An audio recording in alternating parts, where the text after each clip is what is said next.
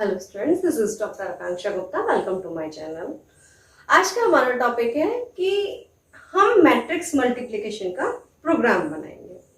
तो किस तरह से हम वो प्रोग्राम बनाते हैं, उसके लॉजिक को मैंने 2 पार्ट्स में डिवाइड किया है। स्टेप वाइज वो 2 पार्ट्स होंगे और उस तरह वो पार्ट्स का लॉजिक समझ के हम प्रोग्राम इम्प्लीमेंट करेंगे। तो आगे बढ़ने से पहले जो भी नए स्टूडेंट हमारे साथ जुड़ रहे हैं वो चैनल को लाइक और सब्सक्राइब करना ना भूलें। और जो भी आपके डाउट होते हैं या कोई क्वेश्चन या क्वेरी है तो आप कमेंट सेक्शन में कमेंट करके पूछ सकते हैं। तो हमारा topic program to develop matrix multiplication. देखिए क्या होता है, हम 2 पार्ट्स में समझेंगे इसे। फर्स्ट पार्ट, कभी भी जब भी हम मैट्रिक्स मल्टीप्लिकेशन करते हैं तो हमें ये ध्यान रखना पड़ता है कि फर्स्ट रो, ये हमारे पास मैट्रिक्स है एंड इसकी रो n1 है और इसके कॉलम m1 है, इसमें n2 रो है और m2 कॉलम है।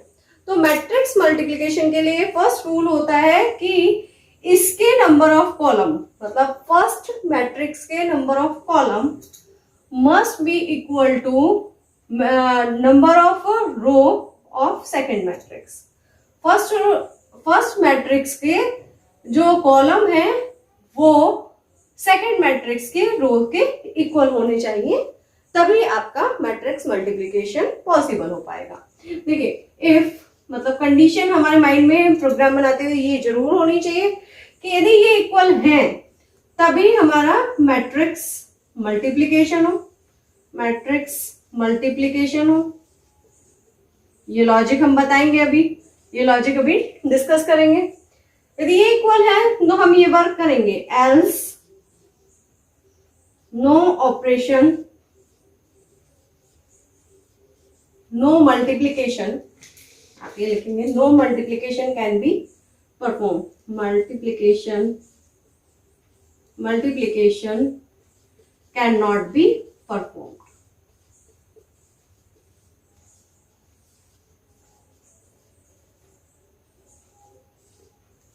ठीक है, तो हम अपने प्रोग्राम में फर्स्ट ये डिसाइड करेंगे कि वो हमारा ये कंडीशन यदि हमारी ट्रू है तब ही हमारा मैट्रिक्स मल्टीप्लिकेशन हो, अदरवाइज लेके हमारे पास मैसेज आ जाए मल्टीप्लिकेशन कांट बी परफॉर्म। ठीक है, तो ये हमारा फर्स्ट स्टेप होता है चेकिंग का। अब मल्टीप्लिकेशन लॉजिक क्या है? मल्टीप्लिकेशन लॉजिक हमारा यहां से मैं स्टार्ट कर रही हूँ। मल्टीप्लिकेशन लॉजिक, इसमें सबसे पहले हमें एक मैट्रिक्स लेनी होगी।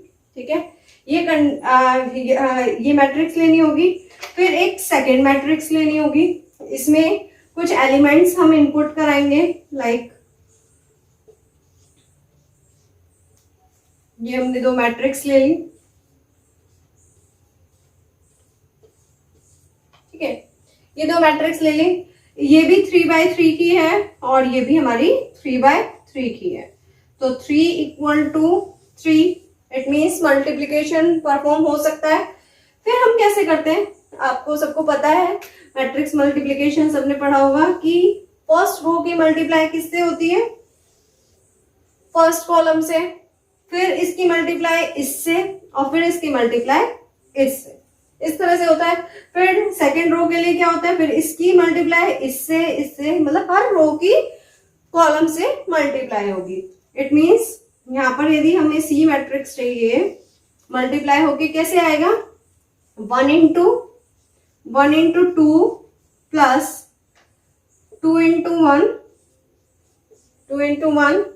3 into 2, इस तरह से हम मल्टीप्लिकेशन करते जाएंगे। तो ये हमारी इस तरह से हमने सारे एलिमेंट की मल्टीप्लिकेशन की और ये हमारी final matrix.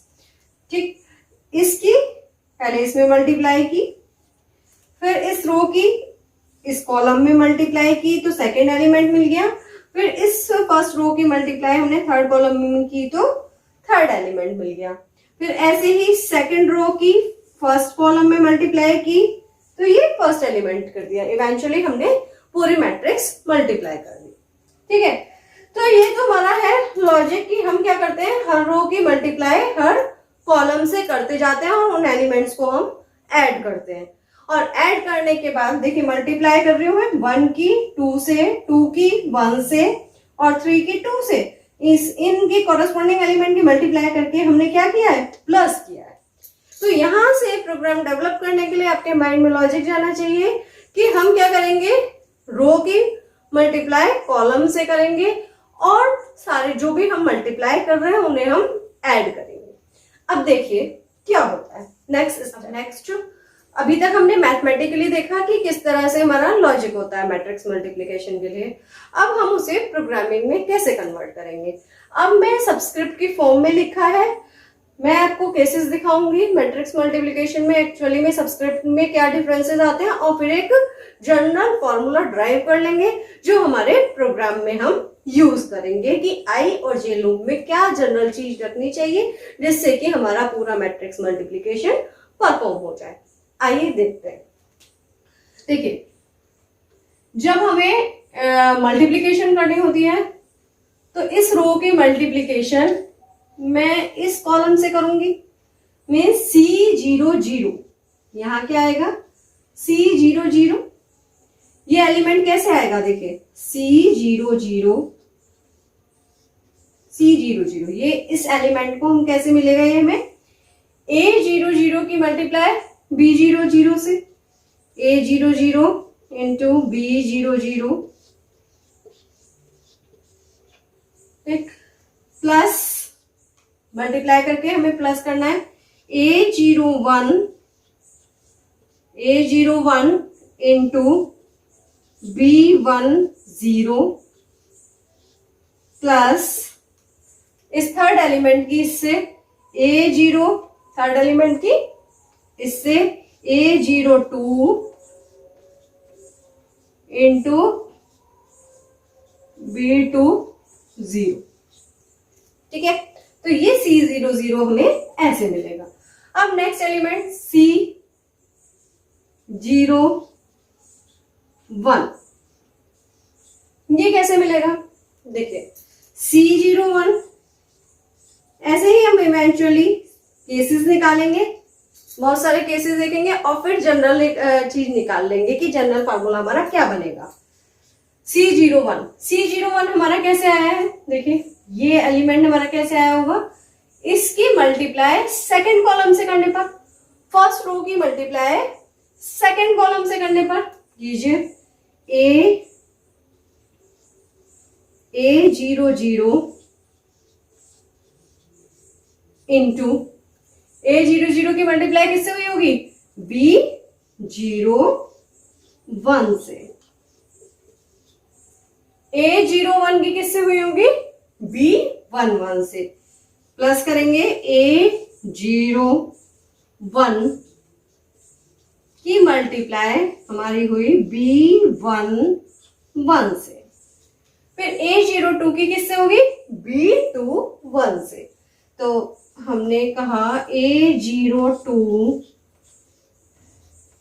Into B21, A02 into B21। अब नेक्स्ट हमारा है C02, C21 इस तरह से हम सारे केसेस लिखते जाएंगे। अब C21 के लिए भी हम क्या करेंगे, इस रो की इस कॉलम से हम मल्टीप्लाई कर देंगे। C21 के लिए हम क्या करेंगे, A20 की B01 से। इस तरह से जैसे मैंने सारे स्टेप्स यहाँ पर लिखे हैं, फर्स्ट एलिमेंट स्टेप लिखा, सेकेंड स्टेप, थर्ड, इसी टाइप से सारे स्टेप्स हमें लिखने हैं। अब देखिए आप सारे स्टेप्स लिख सकते हैं, आप सबको पता है कि इसकी मल्टीप्लाई इससे किस तरह से होगी और फिर वो सारे एलिमेंट ऐड होंगे। तो अब हमने ये ऐसे लिख लिया, जैसे भी हम मल्टीप्लिकेशन करते आ रहे थे वो लॉजिक हमने यहाँ लिखा। ठीक, आप भी अपने कॉपीज में ये पूरा मल्टीप्लिकेशन करके आप ऐसे लिख सकते हैं कि इसकी मल्टीप्लाई इससे, इसकी मल्टीप्लाई इस एलिमेंट से, इसकी मल्टीप्लाई इस एलिमेंट से, तो हमें फर्स्ट एलिमेंट मिल जाएगा। फिर इसकी मल्टीप्लाई सेकंड कॉलम से, फर्स्ट रो की मल्टीप्लाई सेकंड कॉलम से करेंगे तो हमें ये एलिमेंट मिल जाएगा, इसकी मल्टीप्लाई इस कॉलम से थर्ड कॉलम से करेंगे तो हमें नेक्स्ट एलिमेंट मिल जाएगा। ठीक, अब आता है जनरल टर्म डेवलप करने का काम। अब आप देखिए C00 मीन्स I और J। ठीक, ये देखिए तीनों के लिए C00, ये केस ये केस ये केस C00। ठीक है, देखिए 0 0 0 तीनों के लिए 0 0 0 तीनों के लिए क्या है, I की वैल्यू सेम है, ये I इज इक्वल टू 0 के लिए केस है। ये केस किसके लिए, I इज इक्वल टू 0 के लिए। तो I इज इक्वल टू 0 के लिए हमारा J लूप चल रहा है 0 1 2। ठीक है, 0 1 2, तो ये हमारा हो गया I, एक्सटर्नल लूप I। देखिए 1 1 1 ये हमारी वैल्यू हो जाएगी, ये जो है ये I इज इक्वल टू 1, ये I इज इक्वल टू 0 और ये I इज इक्वल टू 2। यहाँ पर 0 के लिए तीन केस 0 1 2, 1 के लिए 0 1 2, 2 के लिए 0 1 2, तो ये हमारा I लूप हो गया और ये J। अब देखिए सभी केसेस को यदि हम देखें तो ये 0 0 और ये देखिए ये वाला एलिमेंट हमारा सेम आ रहा है। देखिए यहाँ 2 है तो यहाँ भी 2 है, यहाँ 0 है यहाँ भी 0 है, फिर 1 है फिर 1 है फिर 2 है फिर 2 है। हर एक में देखिए कहीं भी आप किसी भी में करके देखेंगे तो ये 0 0 ये 0 0 ये 1 1 ये 1 1। ठीक, तो हम ये देख रहे हैं कि जब I की वैल्यू 0 है तो हमारे पास I की वैल्यू जब 0 है तो I, ये हमारा I का केस आ रहा है। देखिए यहाँ पर A0 A0 A0। ठीक है, तो ये क्या हो गया हमारे पास AI। ठीक है, B, ये दोनों सेम है, ये हमें नहीं पता अभी। अब सेकंड क्या है, ये देखो अब यहाँ पर ये 0 1, यहाँ पर 1, यहाँ 0 और फिर यहाँ पर हमारा 0। ठीक है, क्योंकि इस टाइम J की वैल्यू क्या है 0। अब इसको अब में देखिए यहाँ J की वैल्यू क्या है 1, तो देखिए 1 1 1। ठीक है, तो देखिए यहाँ पर हम ये लॉजिक डेवलप कर रहे हैं कि ये दोनों तो सेम है। ठीक है बेटा, देखिए स्टूडेंट्स कि इसमें देखिए ये दोनों सेम है, अभी हमें नहीं पता यहाँ क्या आएगा यहाँ क्या आएगा जनरल, लेकिन हम ये देख रहे हैं कि 0 देखो 0 0 1 1 2 2 यहाँ दोनों सेम आ रहे हैं, तो मतलब जो यहाँ आएगा वही यहाँ आएगा। ठीक, फिर उसके बाद हम एक चीज देख रहे हैं कि जो फर्स्ट इंडेक्स है, जो I की वैल्यू है देखो 0 0 0, I की वैल्यू यहां पर भी 0 है तो 0 0 0, तो मीन्स A में हमारी क्या वैल्यू आ रही है I। ठीक, ये चीज आप यहां से भी देख सकते हैं, I की वैल्यू यहाँ 1 है तो देखिए A1 A1 A1, कोई सा भी केस देख लीजिए। I की वैल्यू यहाँ 2 है, I की वैल्यू यहाँ 2 है तो I की वैल्यू यहाँ 2 है तो देखिए A2 A2 A2, तो इट मीन्स यहाँ हमारा I लूप की बात चल रही है। यहाँ दोनों सेम होंगे जो भी होंगे, और अब यहाँ देखिए जो J की वैल्यू 0, यहाँ पर वही है 0 0 0। यहाँ देखिए J की वैल्यू क्या है 2, तो B की क्या होनी चाहिए 2 ही होनी चाहिए, 2 2 2, तो इट मीन्स J। ठीक है, क्योंकि देखो यहाँ ये IJ है, A में कहीं भी आप देख लो 0 0 0, तो ये हो गई I की वैल्यू। अब हमारे पास J क्या हो रहा है 0, फर्स्ट केस में 0, सेकेंड केस में 1 1, सेकेंड केस में 2 2, तो यहां पर I और यहां पर J की वैल्यू आ रही है। अब जो भी यहां पर देखें, ये सेकंड स्क्रिप्ट की बात करें तो देखें 0 0 1 1 2 2, ऐसे ही यहां देखिए 0 0 1 1 2 2। ठीक, तो इट मीन्स यहां इंटरनली एक लूप और चल रहा है भाई। यहां पर 0 0 1 1 2 2, ये आई और जे की वैल्यू तो हो नहीं सकती क्योंकि आई की वैल्यू 0 है, तो यहां पर तो 1 1 भी हो रहा है, तो मीन्स एक इंटरनल लूप आपका और चल रहा है। तो इट मीन्स जनरल टर्म हुई हमारी ए आई के इंटू बी के जे, और फिर वो क्या हो रहे हैं, तीनों का सम हो रहा है, तीनों का सम हो रहा है।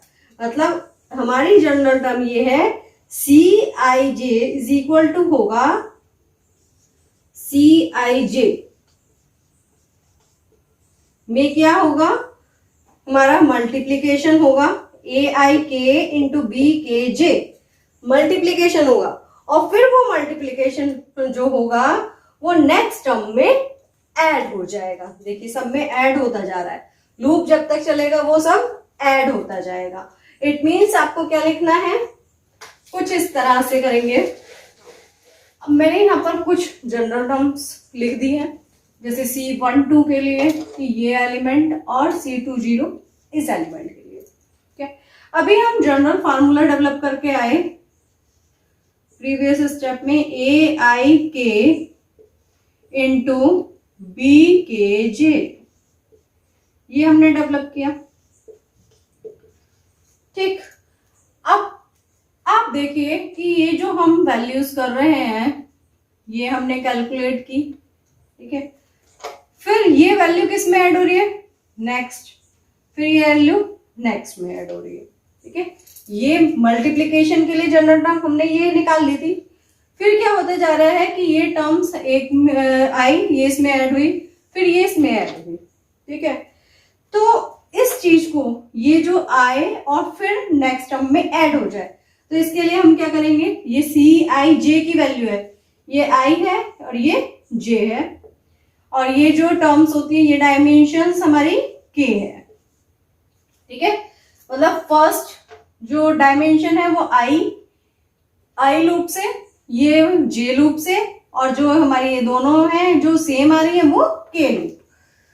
तो अब क्या होगा, ये जो प्रोडक्ट कैलकुलेट होगा ये हमारा ऐड होगा, तो किस में ऐड होगा, सी आई जे, ये टर्म में ऐड हो जाएगा, मतलब C12 के प्लेस पर क्या आएगा, इन सबका सम। तो हमने क्या किया, सी आई जे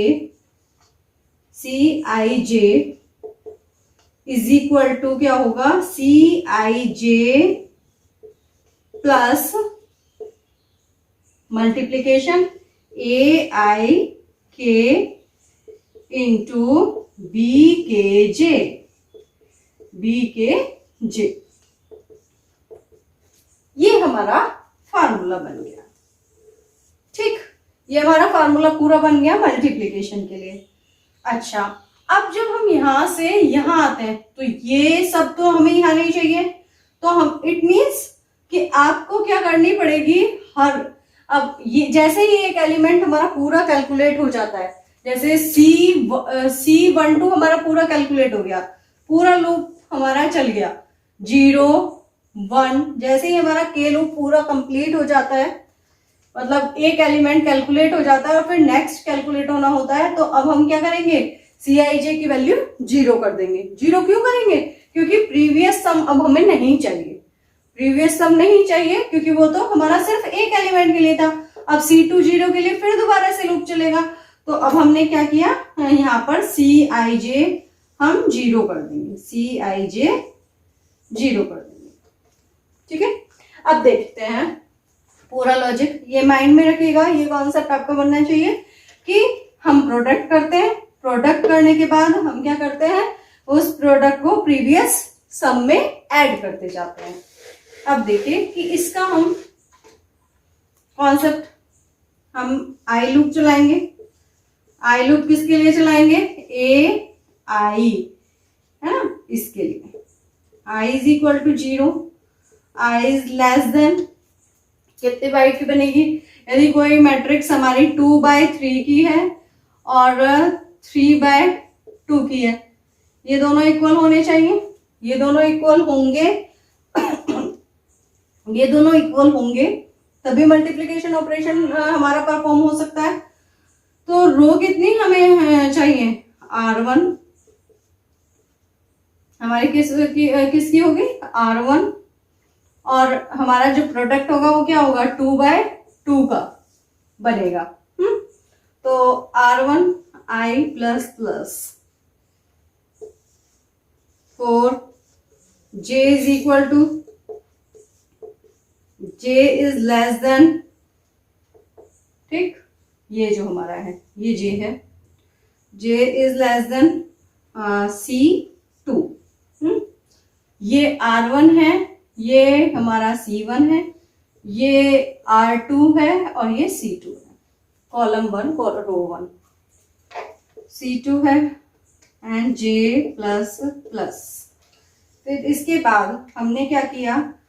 Cij जिसमें हम सम कलेक्ट करेंगे उसकी इनिशियल वैल्यू क्या होगी? 0। फिर हर वैल्यू उसमें ऐड होती चली जाएगी। हम के लूप चलाएंगे। देखिए इसके लिए जो 0, यहाँ 1 और यहाँ 2, इसके लिए हम क्या चलाएंगे? K loop. k is equal to 0, k कितने की होगी? k हमारी जितनी हमारी चल रहा है, ये हमारा 3 के लिए चल रहा है, तो अब हम कह सकते हैं ये C1, k प्लस प्लस जितने कॉलम होंगे, जितना हमारा ये ऑर्डर है C1 या R2, उतने हमारे, क्योंकि जो हम हमारे जाएगी मैट्रिक्स वो कितनी टाइम जाएगी? k टाइम्स जाएगी। तो अब हमने C1 लिखा, फिर यहाँ पर Cij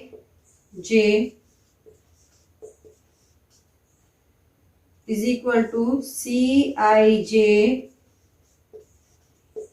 plus Aik into Bkj।